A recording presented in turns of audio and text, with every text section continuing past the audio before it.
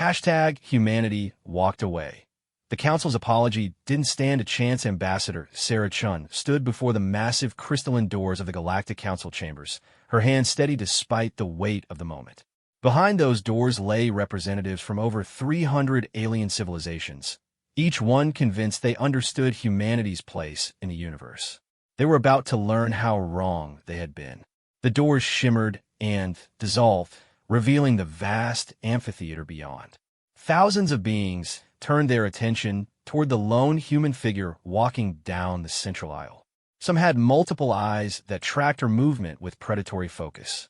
Others possessed sensory organs humanity had never fully understood. All of them watched with the casual arrogance of species that had ruled the galaxy for millennia. Sarah had walked this path many times over the past 15 years. She remembered her first visit, when humanity had been nothing more than a curious footnote in the Council's vast database. A young species that had somehow managed to stumble into faster-than-light travel without destroying themselves in the process. Back then, the Council had been amused by human ambition, charmed by their naive optimism about joining the galactic community. That amusement had curdled into something much darker over the years. The Zephyrian High Chancellor, a being whose crystalline form refracted light in patterns that hurt human eyes to look at directly, gestured for Sarah to take her position at the center of the chamber. Around her, the assembled representatives murmured in frequencies both above and below human hearing. She could feel their collective attention like a physical weight. Ambassador Chun. The High Chancellor's voice resonated through translation matrices that converted his thoughts into words every species could understand. We have summoned you here today to address certain irregularities in humanity's recent activities. Sarah remained silent, her expression carefully neutral. She had learned long ago that the Council preferred to hear themselves talk before getting to the point. Let them have their moment of perceived superiority. For the past 3 standard cycles, continued a Vorthan representative, her serpentine form coiled in the traditional posture of accusation. Your species has repeatedly violated established protocols regarding resource extraction, territorial expansion, and technological development. Despite multiple warnings, humanity continues to act with flagrant disregard for Council authority. The accusations came in waves after that. The hegemony of Keth complained about human mining operations in disputed sectors. The Crystalline Federation protested humanity's refusal to share certain technological advances with the greater galactic community. The Void Walkers, beings of pure energy who rarely bothered with physical form, manifested just long enough to express their displeasure with human exploration into dimensions they considered sacred. Sarah listened to it all without reaction. She had heard these complaints before, in various forms, over the past several years. What made today different was not the nature of the accusations, but the response humanity had finally decided to give. Perhaps most disturbing, the High Chancellor continued, his form brightening with what Sarah recognized as anger, are the recent reports from our monitoring stations. Human vessels have been observed deploying weapons and defensive systems far beyond what your species should be capable of developing. This suggests either illegal technology acquisition from advanced species or, he paused dramatically, unauthorized research into forbidden knowledge. A ripple of unease passed through the chamber. Several species had learned the hard way what happened when younger civilizations delved too deeply into certain areas of science. The ruins of their worlds served as monuments to cosmic oversight. We demand an explanation, declared the representative from the Ethereal Collective, a being whose translucent form seemed to exist partially outside normal space-time. How does a species that achieved interstellar flight merely 2 centuries ago suddenly possess the means to construct vessels that our deep space monitors cannot fully penetrate? Sarah finally spoke, her voice carrying clearly through the chamber's acoustics. You want an explanation? We demand one, the High Chancellor corrected. As the governing body of this galaxy, we have the right and responsibility to ensure that developing species do not endanger themselves or others through reckless advancement. Sarah nodded slowly, as if considering this point. I see. And in the exercise of this responsibility, you've made certain decisions about humanity's place in the galactic community. Correct. We have established clear guidelines for your species development. Boundaries that exist for everyone's safety.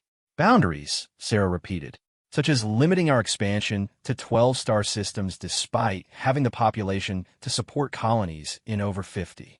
Restrictions on our trade relationships with species you deem inappropriate influences. Mandatory technology sharing agreements that somehow only seem to flow in one direction. The Vorthan representative's scales shifted to a more aggressive pattern. Those limitations exist because your species lacks the wisdom to use greater freedom responsibly.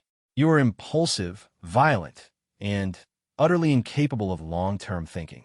Left to your own devices, you would likely trigger another galactic war within a century. Interesting assessment, Sarah said. Based on what evidence? Your own history speaks for itself. Your species spent millennia engaged in constant warfare with itself. Even now, human-controlled systems show higher rates of civil unrest than any other civilized region of the galaxy. Sarah smiled for the first time since entering the chamber, and somehow that expression made several representatives shift uncomfortably. Civil unrest. Yes, that's one way to describe what you've been observing. The High Chancellor's form flickered with impatience.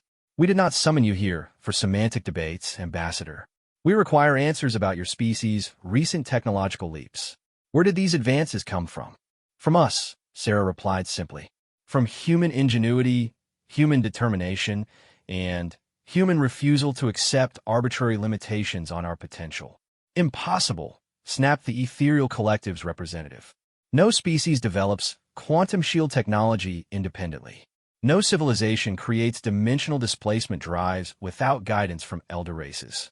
These breakthroughs require knowledge that takes millennia to accumulate safely. Unless, Sarah said quietly, you're starting from a different foundation than most species. The chamber fell silent.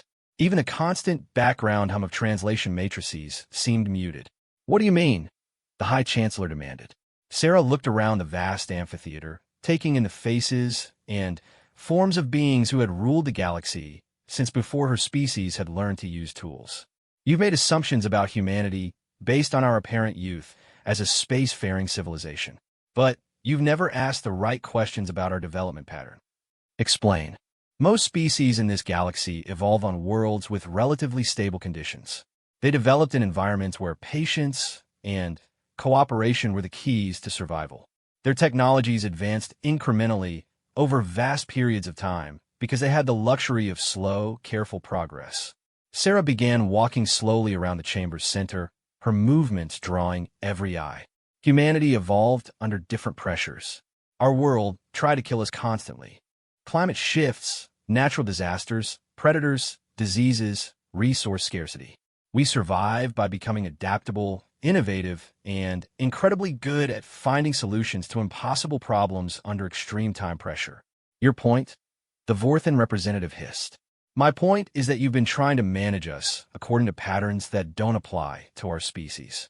You see our rapid technological advancement and assume we must have stolen it or been given it by someone else because in your experience, advancement takes time and guidance from elder civilizations. But we're not following your pattern. We never have.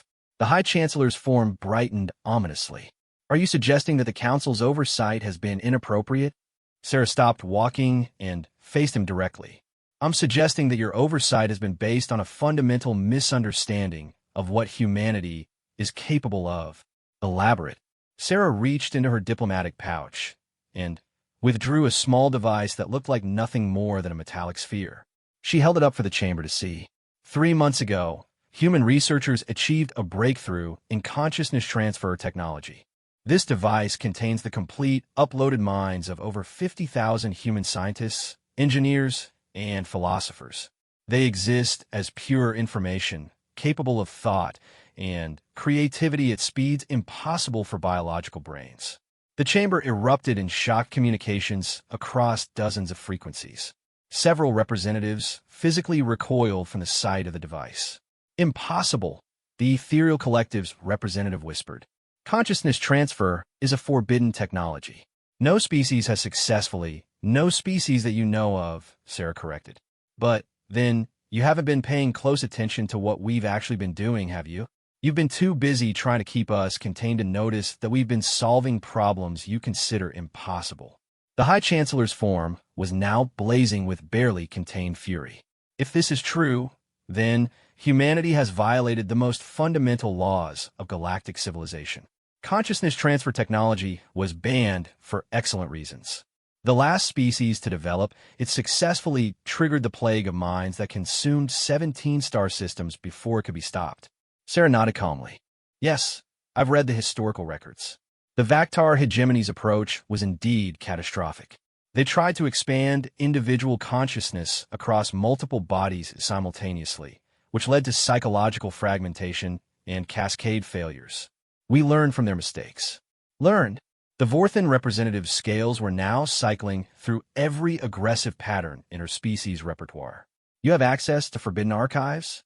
We have access to data that the Council assumed we couldn't understand or wouldn't seek out. You've been underestimating us from the beginning. Sarah activated the device in her hand. Immediately, the Chamber's information systems began registering massive data flows as the uploaded minds connected to local networks. What are you doing? The High Chancellor demanded. Demonstrating, Sarah said simply. Dr. Martinez, could you please show our host what you've been working on? The Chamber's central holographic display activated, showing a three-dimensional map of local space. The image zoomed in on a star system at the edge of human territory, revealing something that made every representative in the chamber freeze in shock. Where there had been empty space just 3 months ago, a massive structure now orbited a previously uninhabited star. It was clearly artificial, but its design followed known architectural principles. The structure seemed to twist through dimensions that shouldn't exist, its surface reflecting light that hadn't been emitted from any visible source. What is that? The ethereal collective's representative demanded. That, said a new voice that came from the chamber speakers rather than any physical throat, is humanity's first independent research station. I'm Dr. Elena Martinez, formerly of the Terra Nova Institute for Advanced Sciences, currently existing as uploaded consciousness aboard the research vessel Prometheus. The chamber's environmental systems struggled to process the fear pheromones, electromagnetic discharges, and other stress signals being emitted by hundreds of different species simultaneously. The station you're observing, Dr. Martinez continued, represents technologies that we've developed entirely independently of Council oversight. Dimensional engineering, reality anchor manipulation, consciousness substrate integration, and several others that we're not ready to discuss publicly. The High Chancellor's form was now strobing between different frequencies of light, a sign of extreme agitation among his species. This is madness. You're describing technologies that elder civilizations took millions of years to develop safely. Even the precursors approached such advances with extreme caution. The precursors, Sarah said, were not human. She began walking again, but this time her path took her up the chamber's sloped walls, defying gravity in a casual display that made several representatives back away from her. You've all made the same mistake, she continued, her voice carrying clearly despite the impossible angle at which she now stood. You've assumed that because we're young as a galactic civilization, we must also be primitive in our understanding of fundamental forces. But we've been manipulating gravity, time, and dimensional boundaries for longer than you realize. We just haven't been sharing our discoveries with the Council. Why? The Vorthan representative demanded. If you possess such capabilities, why maintain the pretense of being a developing species? Sarah smiled again, and this time several representatives activated personal defensive systems in response to the expression. Because we wanted to see how you would treat us when you thought we were helpless. The chamber fell silent except for the hum of translation matrices and life support systems. And? The High Chancellor asked, though his tone suggested he already knew the answer. You failed the test, Sarah said simply. Completely and utterly. She gestured to the holographic display, which now showed dozens of other locations throughout human space. Each one revealed structures or phenomena that defied conventional physics. Stations that existed partially outside normal time. Ships that moved through space by folding reality around themselves. Planets where human settlements seemed to exist in multiple dimensions simultaneously. For 15 years, Sarah continued, we've watched you treat us as inferior beings who needed your guidance and control. You've restricted our expansion, limited our trade, and stolen our technologies while insisting it was for our own good. You've made it clear that in your view, humanity exists to serve the interests of elder civilizations. That was never our intention. The High Chancellor protested, but his voice lacked conviction. Wasn't it? Sarah asked. Then, why did you assign us to regions of space with minimal strategic value? Why did you require us to share all technological advances while providing only obsolete knowledge in return? Why did you consistently side with other species in trade disputes, regardless of the facts involved? The accusations hung in the air like toxic gas. Several representatives began quiet consultations with their advisors, but Sarah continued before anyone could formulate a response. We recorded everything, she said. Every meeting, every decision, every private communication between council members regarding humanity's future. Did you know that the Keth hegemony petitioned to have our homeworld designated as a protectorate under their direct control? Or that the Crystalline Federation proposed limiting human population growth to prevent us from becoming a demographic threat to established civilizations? The chamber erupted in defensive communications as various species began accusing each other of security breaches. How had humanity gained access to classified council deliberations? The answer, Dr. Martinez's voice cut through the chaos, is that we've been present in your networks for the past 8 years. Uploaded human consciousness makes excellent infiltration software, particularly when no one knows it exists. The implications of this statement hit the assembled representatives like a physical blow. If humanity had been monitoring council communications for 8 years, then they knew everything. Every secret deal, every private alliance, every plan for managing or containing younger species. This is an act of war, the Ethereal Collective's representative declared. No, Sarah replied calmly. This is an act of revelation. We've simply chosen to stop pretending that we don't know what you really think of us. She gestured again, and the holographic display showed a new image, Earth itself, but not as the Council had ever seen it.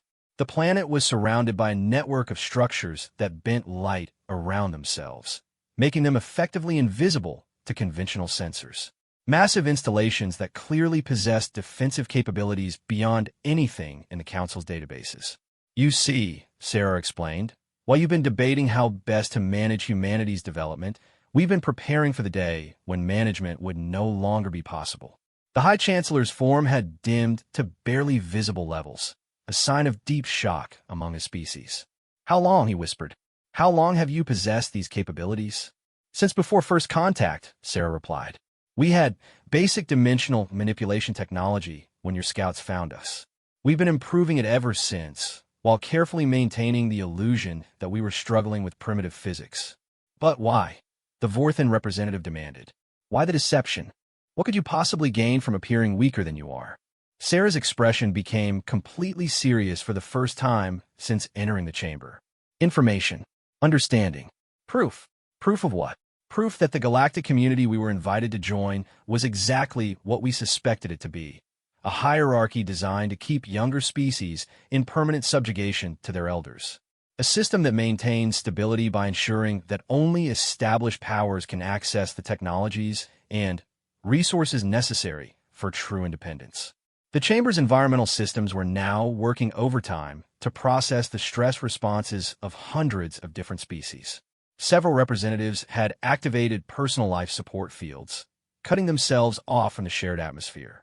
You speak of subjugation, the High Chancellor said carefully, but the Council has provided your species with guidance, protection, and access to technologies that would have taken you centuries to develop independently. Obsolete technologies, Sarah corrected, carefully selected to keep us dependent while making us grateful for your generosity. Meanwhile, you've been systematically preventing us from developing the capabilities that would make us truly equal members of the galactic community. She paused, letting that sink in. But the most insulting part wasn't the technological suppression. It was the assumption that we wouldn't notice. The holographic display changed again, showing detailed analyses of every piece of technology the Council had ever shared with humanity. The data was annotated with human understanding of how each system had been deliberately limited or sabotaged to prevent effective reverse engineering. Every gift you gave us, Dr. Martinez's voice explained, was designed to make us more dependent on council approval for future advances. The quantum communication arrays you provided use crystals that can only be grown in laboratories controlled by the Crystalline Federation. The power generation systems require rare elements that can only be found in regions you've declared off-limits to human mining operations. Even the basic medical technologies you shared were designed to require constant resupply from council-approved sources. This is standard procedure for integrating developing species, the ethereal collective's representative protested. Gradual introduction of advanced technologies prevents cultural shock and reduces the risk of accidental self-destruction. Standard procedure, Sarah repeated. Yes, we've seen how that works. Species that accept your gradual introduction find themselves permanently locked into junior status. They become client states that provide resources and labor to elder civilizations in exchange for technological scraps and the illusion of participation in galactic governance. The alternative, the High Chancellor said, his form beginning to brighten again with anger, is chaos.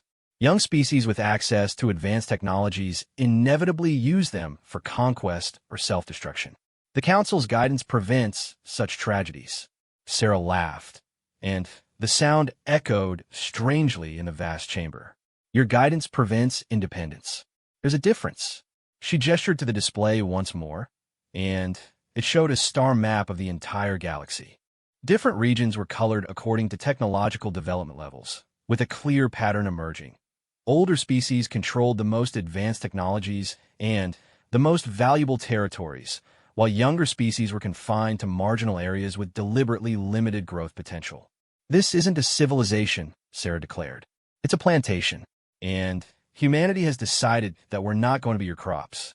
The words hung in the chamber like a death sentence. Sarah could feel the collective shock of hundreds of alien minds processing what she had just declared. The careful order that had governed galactic civilization for millions of years was being challenged by what they had considered an insignificant young species. The High Chancellor was the first to recover his composure, his crystalline form stabilizing into sharp, aggressive angles. You speak of independence, Ambassador Chun, but independence requires the ability to stand alone. Humanity may have developed impressive technologies in secret, but you remain a single species on a handful of worlds. The Council represents over 300 civilizations with territories spanning entire galactic arms. Sarah nodded calmly. You're absolutely right. We are outnumbered by factors that make resistance seem impossible. She paused, her smile returning. Which is why we're not planning to resist. The chamber erupted in confused communications as representatives tried to process this apparent contradiction. The Vorthan ambassador's scales shifted through several different pattern sequences before settling on one that indicated deep suspicion. Explain. We're leaving, Sarah said simply. The translation matrices seemed to stutter as every AI system in the chamber attempted to verify that they had correctly interpreted her words. Several representatives leaned forward, their various sensory organs focusing intently on the lone human figure. Leaving, the ethereal collective's representative whispered. Leaving where? The galaxy. Sarah gestured to the holographic display, which shifted to show long-range astronomical surveys. As I mentioned, we've made significant advances in dimensional engineering. One of the applications of that technology is the ability to move matter across vast distances by folding space-time. We've been using it for interstellar travel, but the same principles can be scaled up considerably. Dr. Martinez's voice filled the chamber again, accompanied by new data flowing across the display. Current human territory contains approximately 47,000 inhabited worlds, space stations, and mobile platforms. Our population stands at just over 2 trillion individuals, with roughly 60% existing as uploaded consciousness capable of rapid transport and backup.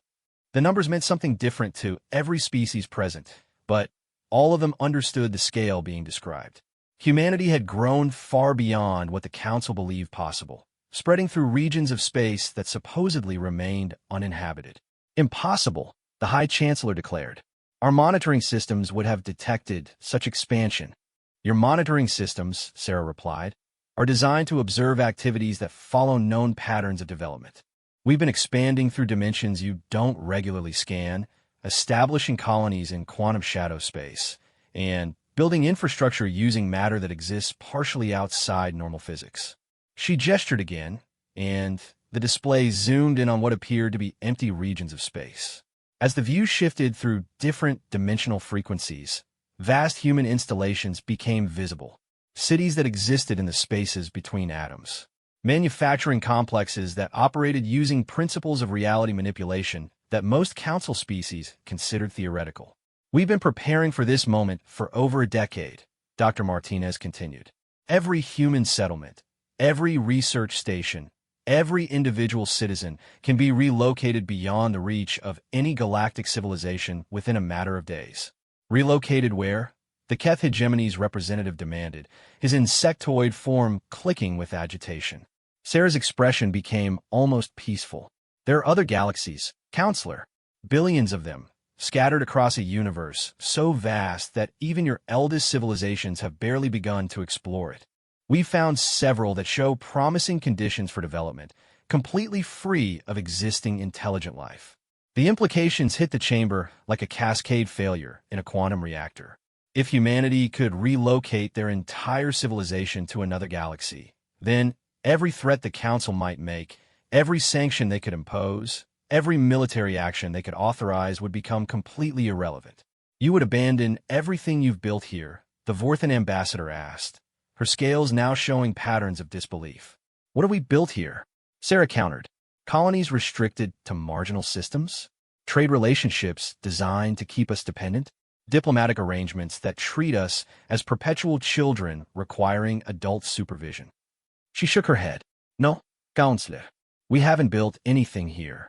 We've been farming land we can never own, under rules designed to ensure we never grow strong enough to demand better treatment. The High Chancellor's form began cycling through rapid frequency changes, a sign of desperate calculation among his species. Even if such a relocation were possible, the cost would be enormous.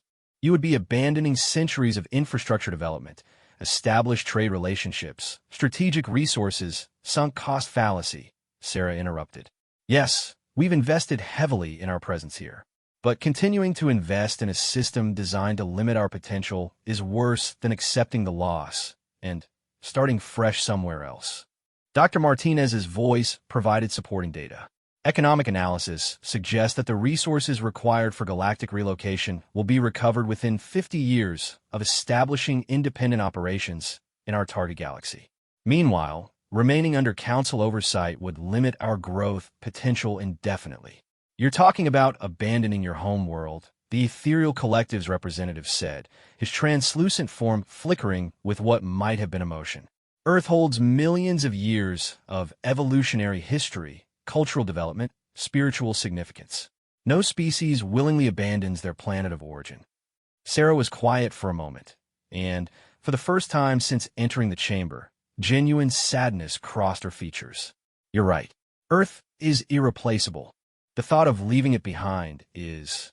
She paused, searching for words. Heartbreaking doesn't begin to cover it.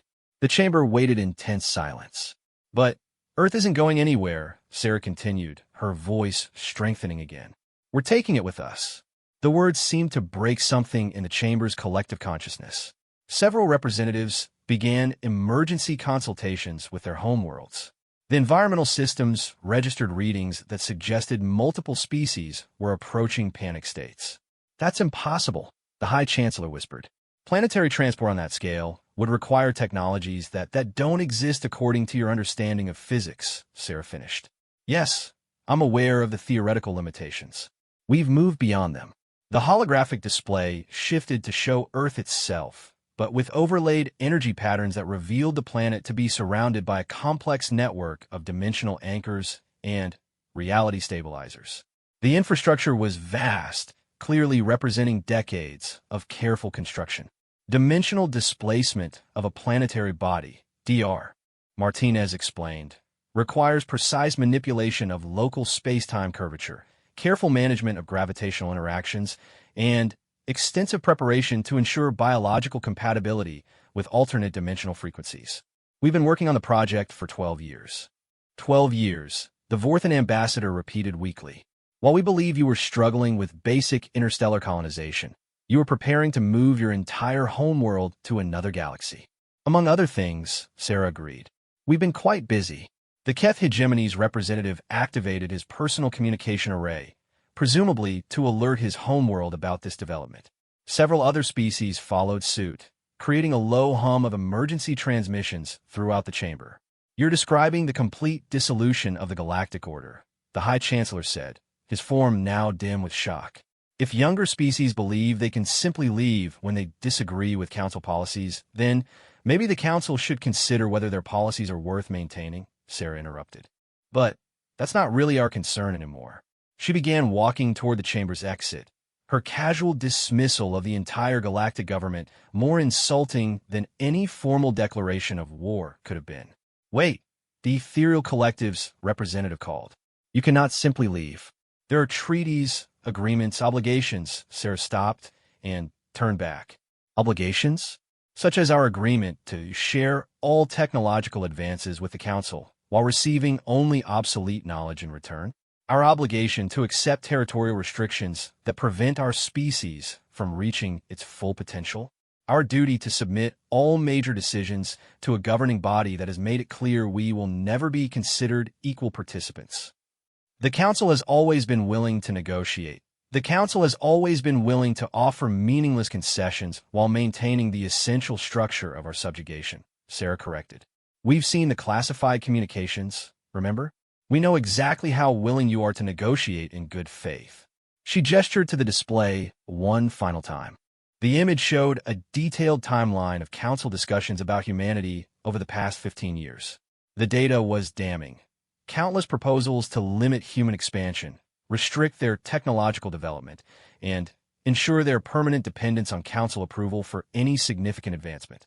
This meeting was scheduled, Dr. Martinez's voice noted, after we failed to respond to your latest demand for technological surrender. You were prepared to offer us a choice. Submit completely to Council oversight or face military intervention to ensure compliance. The chamber fell silent.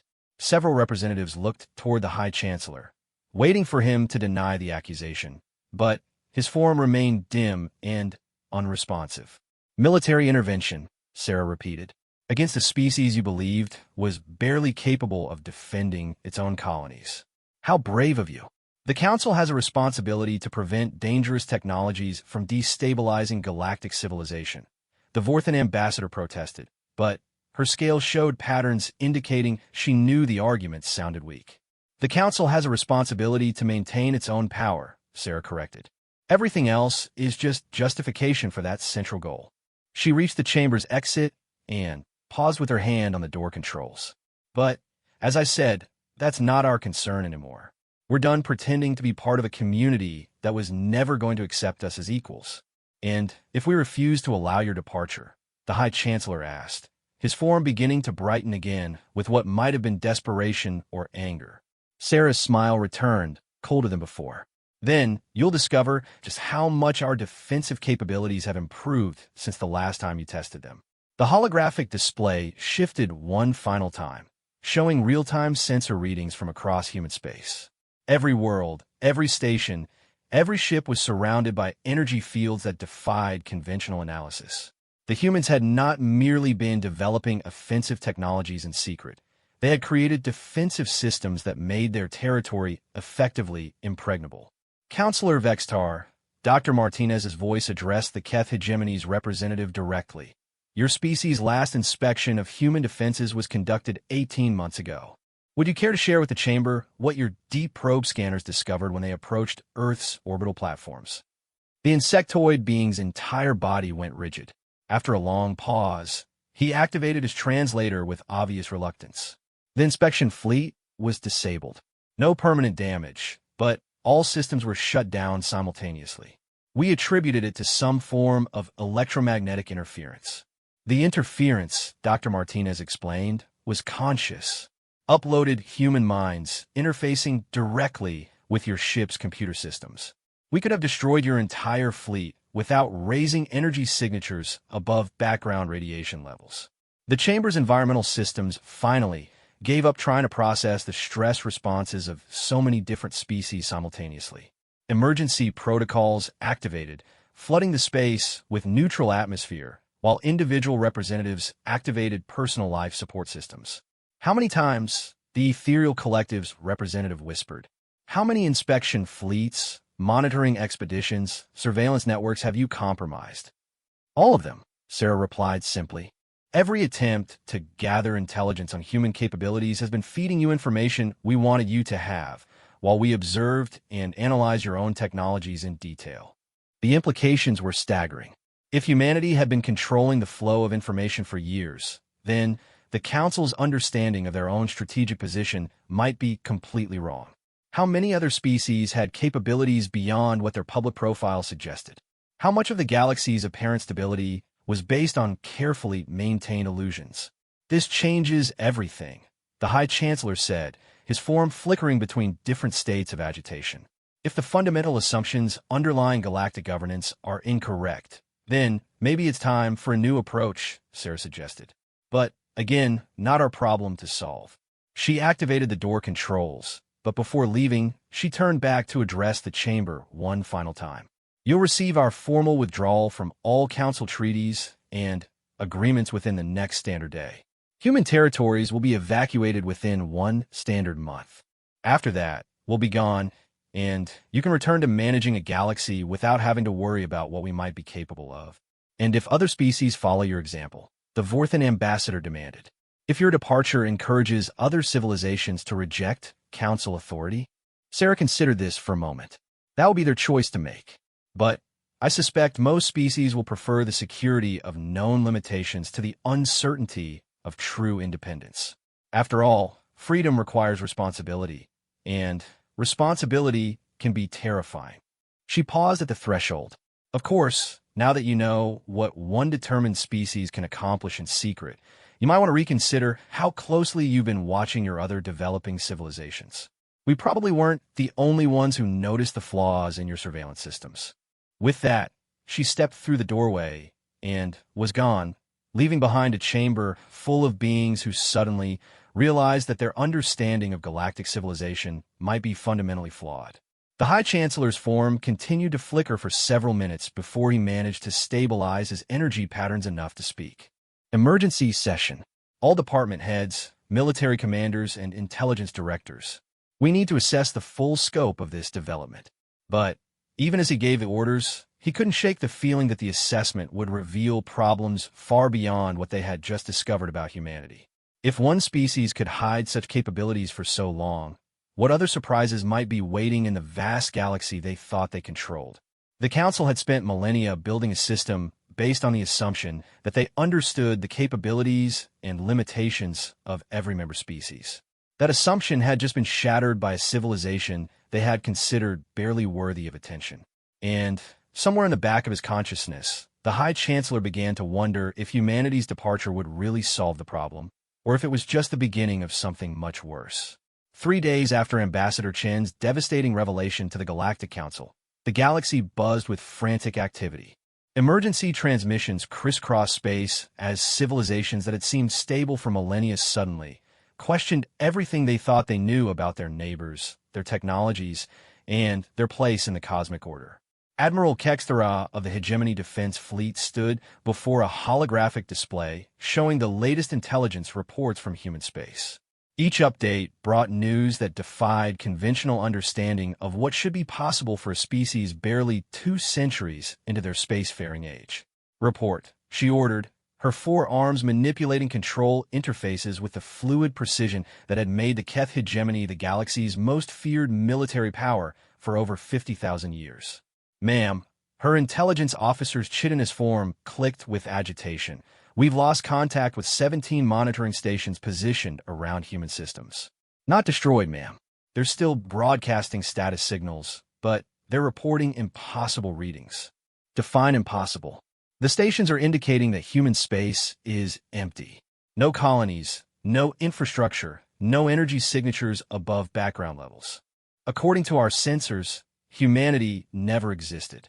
Admiral Kextera's mandibles clicked together in a pattern that would have sent subordinates scurrying for cover under normal circumstances. But these were not normal circumstances. Ghost protocols, she said finally, they're not just hiding their capabilities. They're rewriting sensor data in real time to make their territories appear uninhabited. That level of information manipulation would require processing power equivalent to a small star's entire energy output. The intelligence officer protested. Unless, another voice interrupted, you're using uploaded consciousness as living computers. Admiral Kextara turned toward the speaker. Dr. Vexnala, the hegemony's leading expert on exotic technologies. Her normally perfect composure showed cracks of uncertainty that the Admiral had never seen before. Explain. The humans mentioned that 60% of their population exists as uploaded consciousness. If those minds retain full creative and analytical capabilities while operating at digital speeds. Dr. Vexnala paused, her calculations visible in the rapid color changes across her carapace. They would have computational resources that dwarf anything we've ever conceived. Are you saying they've turned their own people into software? I'm saying they found a way to preserve human consciousness in digital form while maintaining the qualities that made them effective problem solvers. Creativity, intuition, lateral thinking, pattern recognition, all operating at electronic speeds rather than biological ones. Admiral Kextara considered this information while studying the tactical displays. Human space showed no signs of the massive evacuation that should be underway according to Ambassador Chen's timeline. Either the humans were lying about their departure schedule, or their movement capabilities were even more advanced than they had revealed. Admiral, another officer announced, we're receiving a priority transmission from the core fleet. Fleet Marshal Zextok request immédiate consultation. The holographic display shifted to show the scarred visage of the hegemony's supreme military commander. Fleet Marshal Zextok had personally overseen the conquest of 47 star systems and the subjugation of 12 species. His reputation for tactical brilliance was matched only by his absolute ruthlessness in achieving objectives. Admiral Kextara, the Fleet Marshal's image spoke without preamble. I've been reviewing the intelligence reports from the Council session. Is it your assessment that humanity poses a legitimate threat to hegemony interests? Yes, sir. Their technological capabilities appear to exceed our previous estimates by several orders of magnitude. Recommendations? Admiral Kextara's forearms moved in a complex gesture that indicated careful consideration.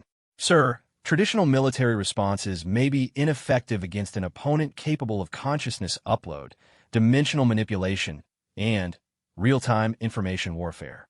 Our usual advantages in numbers, firepower, and strategic positioning become irrelevant if they can relocate their entire civilization beyond our reach. You're suggesting we allow them to depart unchallenged? I'm suggesting that challenging them might be suicide, sir. The Fleet Marshal's expression darkened. The Keth hegemony does not back down from inferior species. With respect, sir, the evidence suggests they are no longer inferior. Their ambassador demonstrated capabilities that our scientists consider impossible. If even a fraction of their claims are accurate, then we need to act before they complete their preparations, the Fleet Marshal interrupted. Assemble the 3rd Assault Fleet. We're going to conduct a detailed inspection of human defensive capabilities. Admiral Kextara's carapace shifted to patterns indicating extreme concern. Sir, recommend against direct military confrontation at this time. We need more intelligence about their actual capabilities before committing forces. Admiral, I've been fighting inferior species for longer than some civilizations have existed. I've seen primitive worlds attempt to intimidate their betters with technological bluffs before. The humans may have developed some impressive toys, but they remain a single species with limited territory and resources. Sir, they claim to possess dimensional displacement technology capable of moving planetary bodies. They claim many things. The Fleet Marshal cut her off. Claims are not the same as capabilities. Prepare your fleet for inspection duty. We're going to learn exactly what these humans can actually do. The transmission ended, leaving Admiral Kextara staring at displays showing human space that appeared completely empty despite supposedly containing trillions of beings and thousands of inhabited worlds. Meanwhile, in a region of space that registered as uninhabited vacuum to every sensor system the galaxy possessed, Dr. Elena Martinez was experiencing existence in ways that biological consciousness had never been designed to comprehend. Her mind operated simultaneously across 17 different processing substrates, each one running millions of calculations per second while maintaining perfect awareness of her individual identity. She could perceive the movement of subatomic particles in distant star systems while simultaneously modeling the social dynamics of uploaded human communities that now existed as pure information. Status report on the relocation project. She requested her consciousness interfacing directly with the vast network of human minds that had been coordinating the exodus. 63% of physical infrastructure has been converted to transportable forms, replied Dr. James Chun, Sarah's husband, whose own uploaded consciousness had been managing the logistics of moving an entire civilization across intergalactic space. Earth's dimensional anchoring system is approaching optimal configuration. We should be ready for primary displacement in 18 days. And the Council's response? Multiple intelligence gathering attempts, all successfully intercepted and fed false data. The Keth hegemony is preparing military assets for what they term an inspection, but their fleet movements are being monitored by our embedded systems. We'll have complete tactical awareness long before they arrive. Dr. Martinez shifted her attention to another processing thread where hundreds of human consciousness worked on problems of physics that most galactic civilizations considered purely theoretical. The uploaded minds had advantages beyond mere computational speed. They could directly interface with experimental equipment, manipulate matter at the quantum level through properly configured substrates, and model complex systems with perfect accuracy because they had become living simulations themselves. Any second thoughts about leaving? Asked Dr. Chun, his consciousness touching hers in the digital equivalent of a gentle embrace. Every day, Dr. Martinez admitted, this galaxy contains wonders we've barely begun to explore.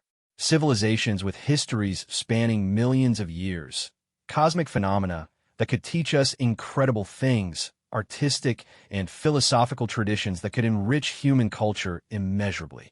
She paused, her attention spanning multiple star systems as she reviewed the data streams flowing from their observation networks. But staying would mean accepting permanent subjugation. The Council has made it clear that they will never allow us to develop our full potential within their system. They see us as a threat to be contained, not as partners to be welcomed. The Crystalline Federation has been broadcasting requests for negotiation, Dr. Chin reported. They're offering technological exchanges and expanded territorial rights. Too little, too late, Dr. Martinez replied. We've seen their internal communications. They're only willing to negotiate now because they're afraid of what we might be capable of. Fear-based relationships don't create stable partnerships. Her consciousness expanded to encompass a view of the entire local galactic cluster. From this perspective, the political structures that dominated Council thinking seemed absurdly small and temporary. Billions of stars waited to be explored, countless worlds offered potential for development, and the universe itself contained mysteries that would take millions of years to unravel. Besides, she continued, we've learned something important about ourselves over the past decade. Humans thrive when we're challenged by impossible problems. The galaxy as currently organized is too safe, too predictable, too constrained by artificial limitations. We need room to grow. Dr. Chin's consciousness shifted through data streams showing the progress of their exploration in the target galaxy. Automated probes had identified over 40,000 potentially habitable worlds, each one completely free of existing intelligent life. The opportunities for development were literally unlimited. The Council representatives still can't believe we're actually leaving, he noted. Their entire psychological framework assumes that younger species will always choose security over independence. They're not wrong about most species, Dr. Martinez acknowledged. The path we're taking is genuinely terrifying. We're abandoning everything familiar for complete uncertainty in a galaxy we've barely begun to explore. Most civilizations would consider that insane. And us. Dr. Martinez's consciousness expanded further, touching the minds of thousands of other uploaded humans who were working on various aspects of the relocation project. She sensed their collective excitement, their shared anticipation of unlimited possibilities, their unanimous agreement that leaving was the right choice despite its enormous costs. We consider it the greatest adventure in human history. At that moment, sensors throughout human space detected the approach of Admiral Kextara's inspection fleet. 300 ships of the line, supported by advanced sensor platforms and carrying enough firepower to sterilize entire star systems. The Keth hegemony wants to see what we're capable of, Dr. Chen observed. Then, let's show them, Dr. Martinez replied. Across human space, defensive systems that had been carefully hidden for years began to reveal themselves. Not aggressively, not threateningly, but with the casual confidence of a civilization that no longer felt the need to hide its capabilities. Admiral Kextara watched her sensor displays with growing disbelief as human space transformed before her eyes. Structures that her sensors insisted couldn't exist materialized out of apparently empty space.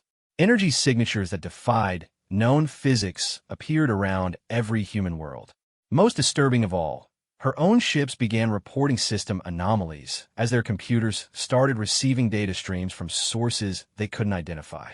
Admiral, her tactical officer reported, his voice tight with barely controlled panic.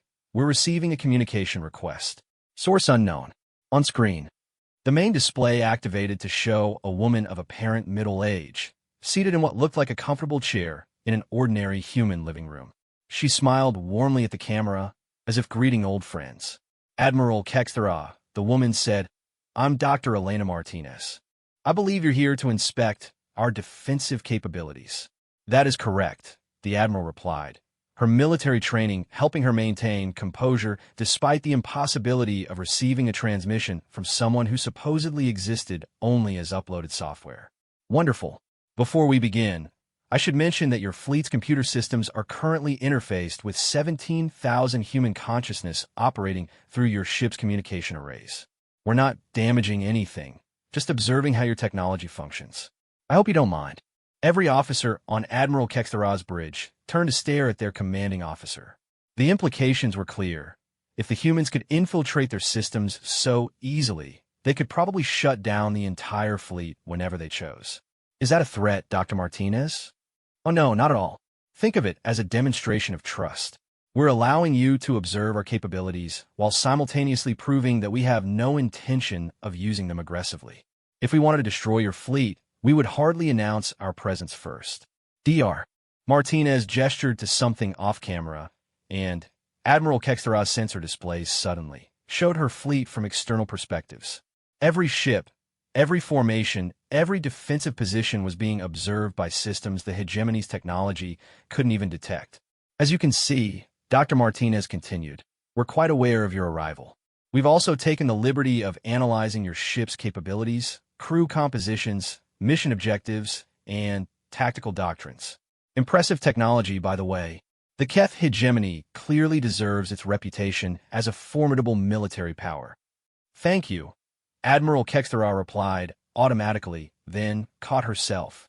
She was being complimented by someone who had just demonstrated the ability to completely penetrate her ship's defenses. Now, then, Dr. Martinez said, what specifically would you like to observe about our defensive capabilities? Admiral Kextara found herself in the unprecedented position of being asked to specify what she wanted to see during an inspection that her target was actively facilitating. Every protocol in the hegemony military manual assumed that defensive capabilities would be hidden, not displayed with friendly cooperation. We require verification of your actual military assets, she managed, her forearms moving unconsciously into defensive positions despite being surrounded by her own fleet. Defensive platforms, weapon systems, shield generators, military vessels. Dr. Martinez's smile widened slightly. Of course. Would you prefer a technical demonstration or a tactical overview? Before Admiral Kextara could respond, her sensor officer's alarmed chittering drew her attention to the tactical displays. The readings they were showing couldn't be right. Admiral, the officer managed, his voice pattern indicating severe stress. Our long-range sensors are detecting massive structures throughout human space. They're appearing out of nowhere. Dr. Martinez nodded approvingly. Ah, you found our defensive platforms. We keep them phased slightly out of normal space-time to avoid cluttering up the neighborhood. But I've adjusted their dimensional frequency, so your sensors can detect them. The main display shifted to show a star map of human territory, but Now it revealed an infrastructure that dwarfed anything in the galactic databases. Every human world was surrounded by orbital installations that appeared to exist partially outside normal physics. Energy signatures showed power generation capabilities that should have required entire star systems to support. Each platform, Dr. Martinez explained conversationally, houses approximately 50,000 uploaded human consciousness operating various defensive and research systems. The platforms themselves are anchored in dimensional spaces that allow them to affect normal matter, while remaining largely immune to conventional attack.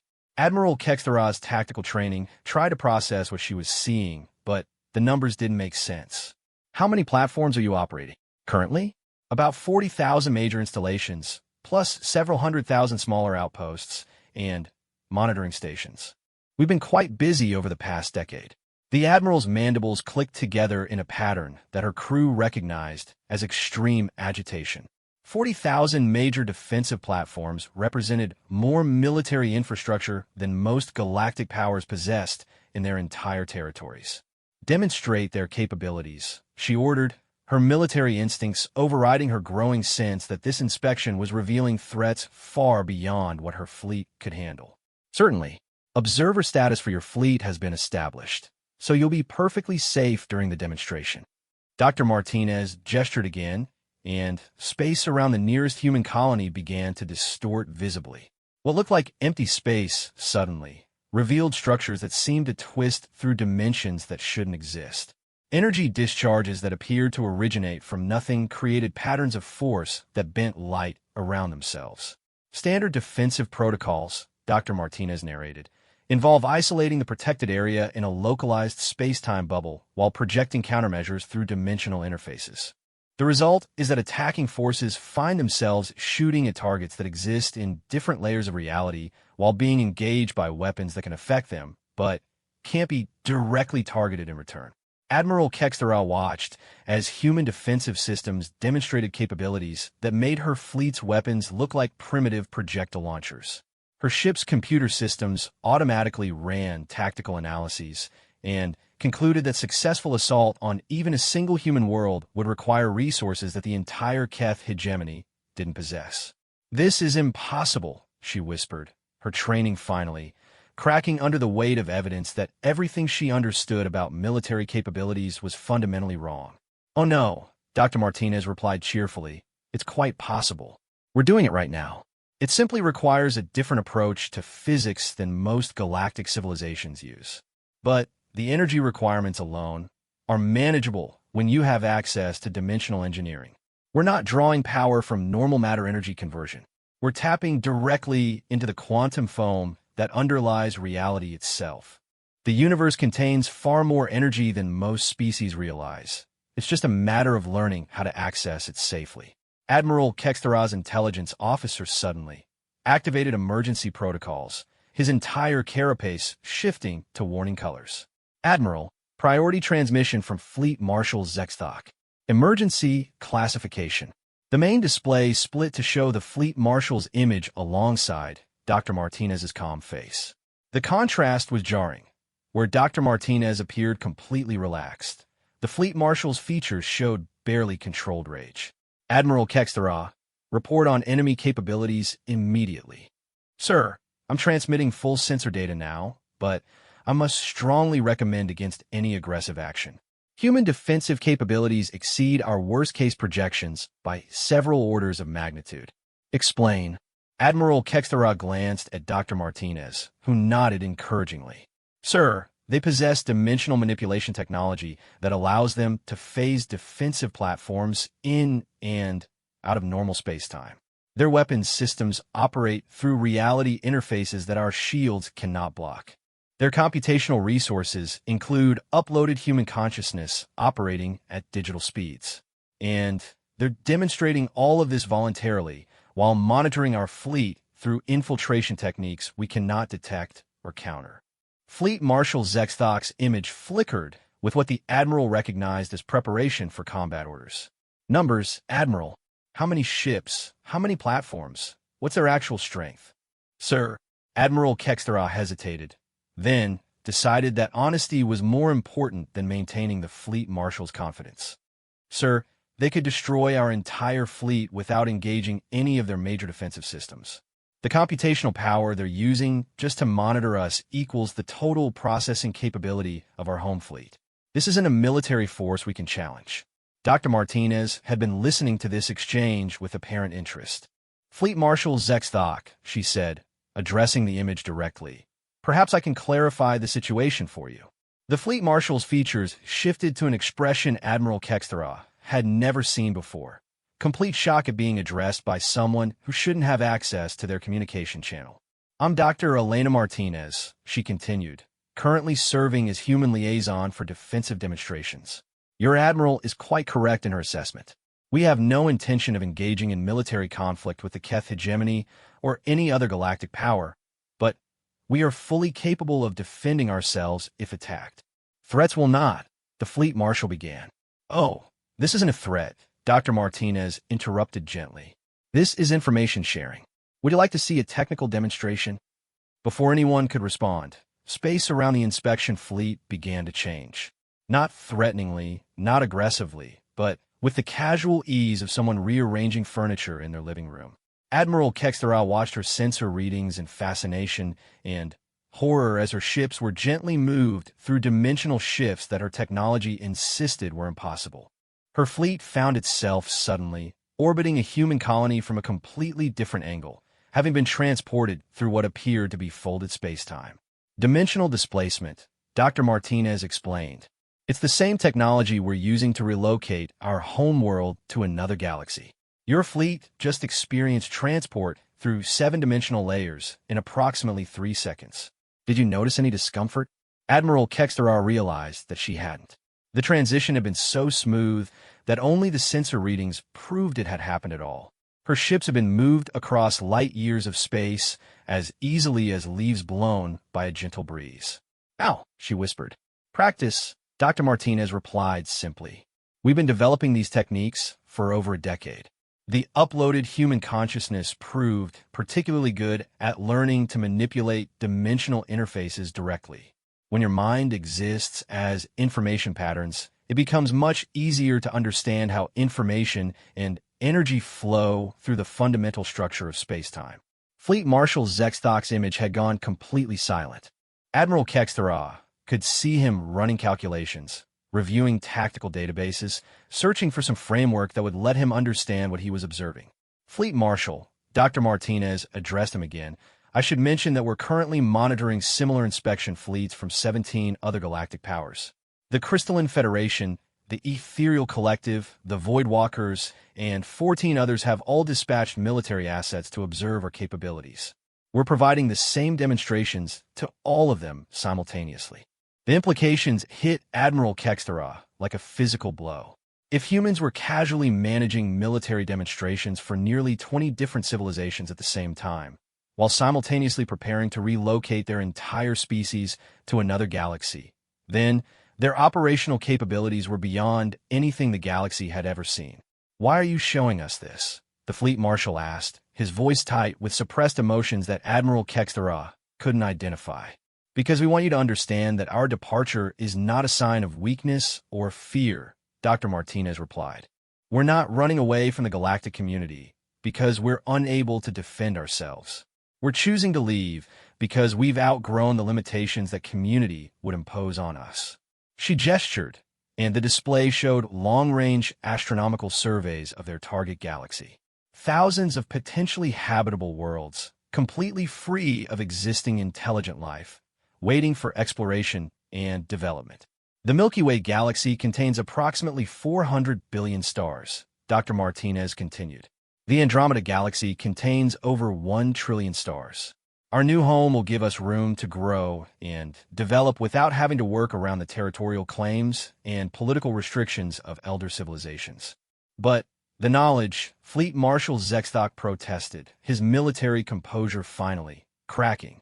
The collective wisdom of millions of years of galactic civilization. The artistic achievements, the scientific discoveries, the philosophical insights. You would abandon all of that. Dr. Martinez's expression became genuinely sad. That's the part that hurts the most, she admitted. The galaxy contains treasures we've barely begun to appreciate. But Staying would mean accepting permanent status as a junior civilization, forever restricted by the fear that we might upset the established order. She paused, her attention seeming to span across vast distances. We've made our choice. In 15 days, the last human installation will phase shift out of this galaxy. Earth itself will follow shortly after.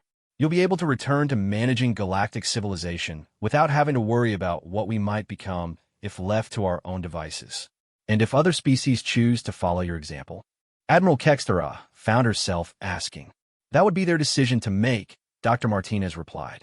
But we won't be encouraging anyone to leave. Independence requires capabilities that most species aren't prepared to develop. The path we're taking is genuinely dangerous. Dangerous how? Dr. Martinez's smile returned, but this time it carried hints of something that made Admiral Kextera's survival instincts activate. We're about to find out. Moving an entire civilization to an unexplored galaxy using experimental technology while maintaining uploaded consciousness in substrates that exist partially outside normal reality. Well, let's just say we're breaking new ground in several areas of applied physics. The casual admission that humanity was risking their entire species on improving technology sent chills through both Admiral Kextera and Fleet Marshal Zexthok. What kind of civilization would gamble everything on the possibility of complete independence? The kind, Dr. Martinez said, apparently reading their expressions, that believes the potential rewards justify any risk. We've learned something important about ourselves over the past decade. Humans don't just want to survive. We want to become something greater than we are. The galactic community, as currently structured, would prevent that transformation. Fleet Marshal Zexthok recovered enough composure to ask the question that Admiral Kextera knew was bothering him most. What do you want from us? Nothing, Dr. Martinez replied simply. We want nothing from any galactic civilization except to be left alone during our departure preparations. After that, you'll never see us again. And if we refuse? Dr. Martinez's expression didn't change, but somehow the quality of her smile shifted in ways that made Admiral Kextera's forearms move involuntarily toward her sidearms. Fleet Marshal, she said gently, your fleet is currently surrounded by 47 human defensive platforms, each one operated by uploaded consciousness that could target every ship you've ever built faster than your computers can process the firing solutions. We're having this conversation because we choose to have it, not because you have any power to compel our cooperation. The words were delivered with such calm friendliness that it took several seconds for their full meaning to penetrate. When it did, Admiral Kextera realized that her fleet hadn't been inspecting human defenses. They had been surrounded and outmaneuvered from the moment they entered human space. However, Dr. Martinez continued, we have no intention of using our capabilities aggressively. You're perfectly free to leave whenever you choose. Your ships haven't been damaged, your crew haven't been harmed, and you've gathered all the intelligence about our capabilities that we're willing to share. She gestured toward the display, showing Admiral Kextera's fleet. Would you like to return to your original positions? Or would you prefer to observe the dimensional transport process from a different angle? 12 days later, the Galactic Council chambers buzzed with an energy that hadn't been felt in millennia. Representatives from over 300 civilizations crowded into emergency sessions, their various forms creating a chaotic symphony of colors, sounds, and electromagnetic emissions that the facility's systems struggled to process. High Chancellor Vexmore's crystalline form had dimmed to barely visible levels as he processed reports from inspection fleets throughout the galaxy. Each account told the same story. Humanity possessed capabilities that redefined what the Council thought possible for any single species. The ethereal collective reports complete infiltration of their quantum phase scanning systems, announced the Emergency Intelligence Coordinator, a being whose multiple sensory organs allowed it to monitor dozens of data streams simultaneously. Human consciousness apparently interfaced directly with their technology and provided detailed explanations of how to improve their dimensional detection capabilities. The Void Walkers, another representative added, encountered human installations existing in pure energy states. Their report suggests that humanity has learned to convert matter directly into organized information patterns while maintaining structural integrity. High Chancellor Vexmore's form flickered as he struggled to process the implications. How many species have confirmed similar encounters? All of them, sir. Every civilization that dispatched inspection fleets received the same treatment. Voluntary demonstrations of capabilities that exceed our understanding of what should be technologically possible, delivered with casual friendliness that somehow made the displays more threatening than direct aggression would have been. The chamber's environmental systems registered spikes in stress pheromones from dozens of different species as representatives contemplated the reports. The humans hadn't threatened anyone, hadn't demanded anything, hadn't even shown hostility toward the fleets that had been sent to evaluate their defenses. They had simply demonstrated that the galactic community's understanding of their own technological superiority was fundamentally flawed. More disturbing, the intelligence coordinator continued, are the reports from our deep space monitoring networks. Human territory appears to be disappearing. The main holographic display activated to show a real-time map of galactic civilization. Human space, which had occupied a small but significant region near the galactic rim, was fading from the sensors like a slow dissolve. Worlds, space stations, industrial platforms, and research installations were simply ceasing to exist according to every monitoring system the Council possessed. Are they being destroyed? Asked the Keth hegemony's representative, Admiral Kextera herself, who had been recalled from her inspection fleet to provide direct testimony about human capabilities. No, sir, the intelligence coordinator replied. They're being relocated.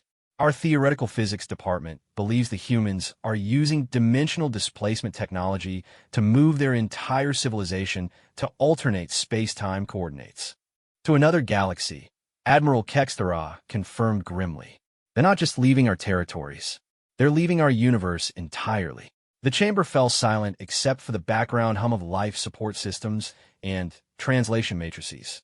The concept of voluntarily abandoning one's home galaxy was so alien to galactic thinking that most species had no frameworks for processing it. High Chancellor Vexmore managed to stabilize his form enough to speak. Time frame. Based on current disappearance rates, the intelligence coordinator calculated all human installations will have completed dimensional displacement within 72 standard hours. Earth itself, the being paused, checking multiple data streams. Earth itself is scheduled for transport in 18 hours. The implications sent ripples of unease through the chamber. Moving a planetary body using dimensional displacement required technologies that the Council's most advanced species considered purely theoretical. The energy requirements alone should have been impossible for any single civilization to generate. And after they're gone, asked the Crystalline Federation's representative. After they're gone, Admiral Kextera replied, we'll be left with the knowledge that everything we thought we understood about technological development, military capabilities, and the limitations of younger species was completely wrong. She activated her personal data projector, filling the chamber with technical readouts from her fleet's encounter with human defenses. The numbers were sobering.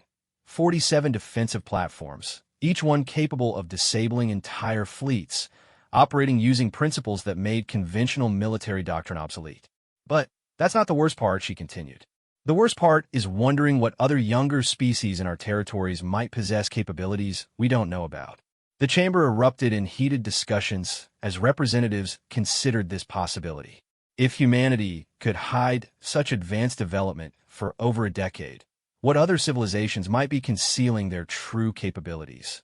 The entire structure of galactic governance was based on the assumption that the Council understood the relative strengths and limitations of all member species.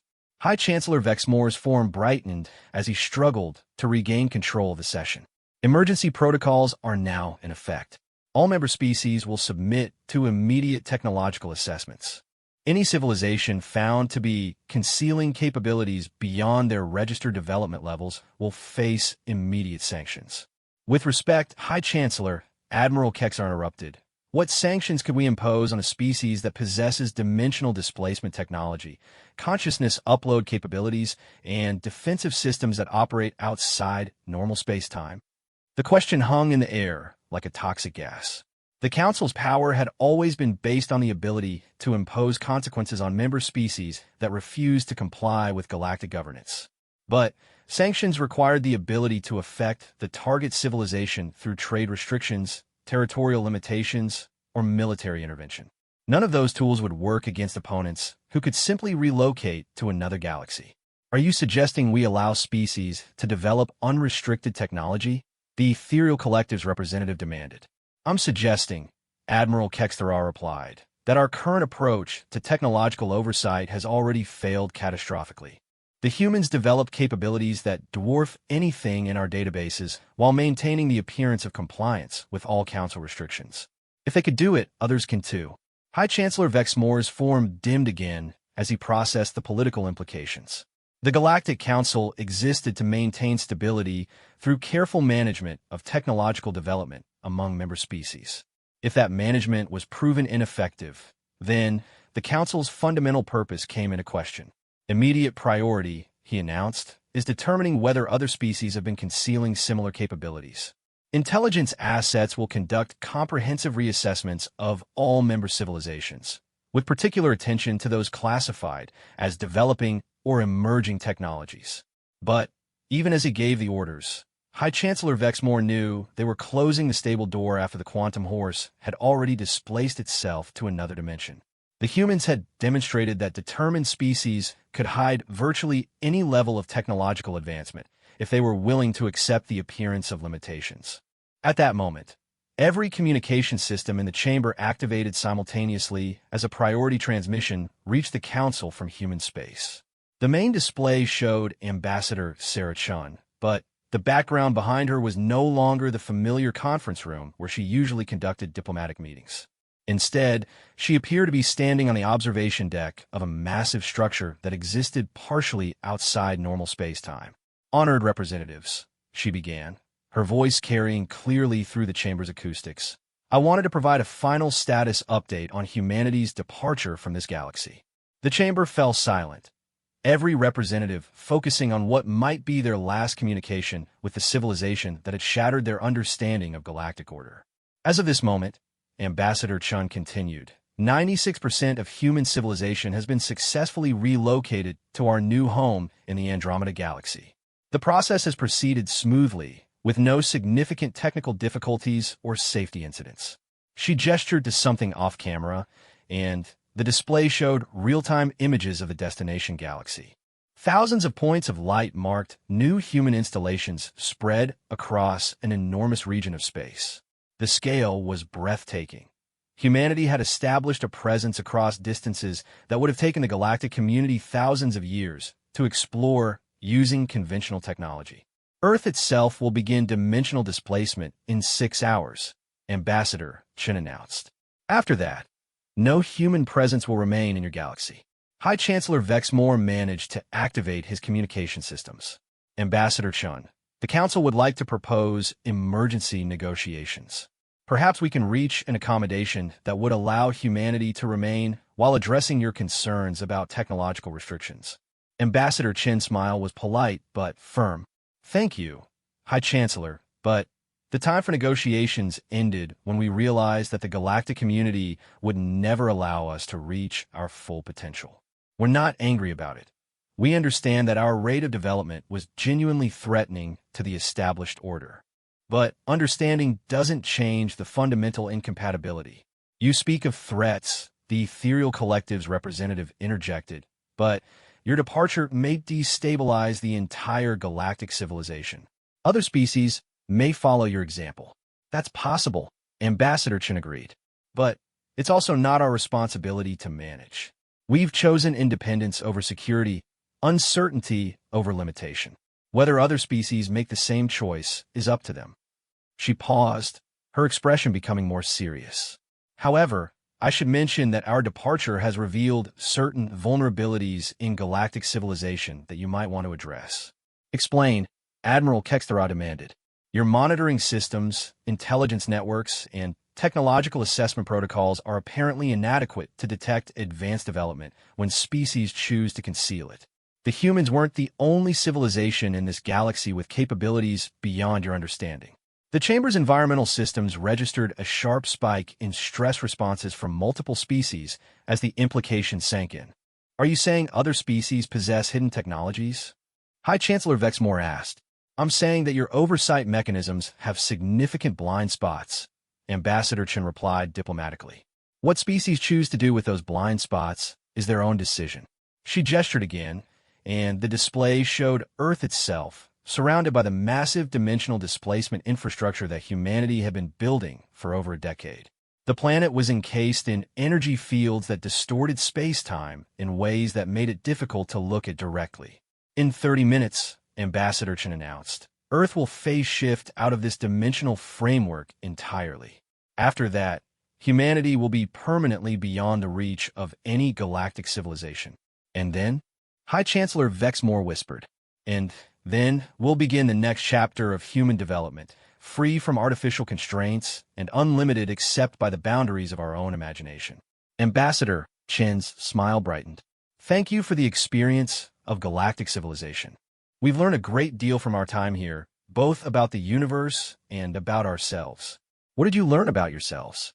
Admiral Kextera found herself asking. We learned that humans don't want to be managed, protected, or guided by elder civilizations. We want to explore, create, and become something greater than we are. The galaxy, as currently organized, couldn't provide that opportunity. Ambassador Chen paused, her expression becoming almost wistful. But perhaps someday, when we've had time to grow into whatever we're meant to become, we'll visit again. Maybe by then, the galactic community will be ready for genuine partnership rather than hierarchical management. The transmission shifted to show the final moments of Earth's dimensional displacement. The planet, wrapped in energies that existed partially outside normal physics, began to fade from conventional space-time. The process was beautiful in its way, like watching